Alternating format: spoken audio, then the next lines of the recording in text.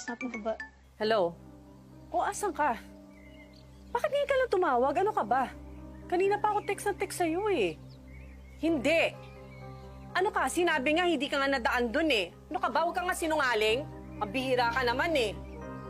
Ano ba yung totoo? Siguro nga totoong may babae ka, no? Eh, asan ka? Hindi ako magdududa kung walang pagdududahan. Pinagtatakpa ka pa ng nanay mo.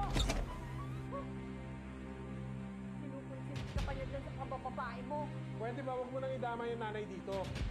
Yung malisyoso mong pag-iisip pag gumagawa ng kwento eh. Kaibigan ng pinsan ko yung taga-Japan at tinulungan ko lang. Sa anak ng pesto naman talaga, oh. Ilang ka mag-anak pa gagamitin mo dyan sa palusot mo dyan sa relasyon na ng Japayuking yun! Wala nga ako relasyon! Aminin mo! Wala!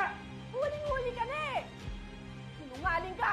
Alam mo, bahala ka sa buhay mo! Sige! Ay, matigis ka sa selos! Oh, bahala ka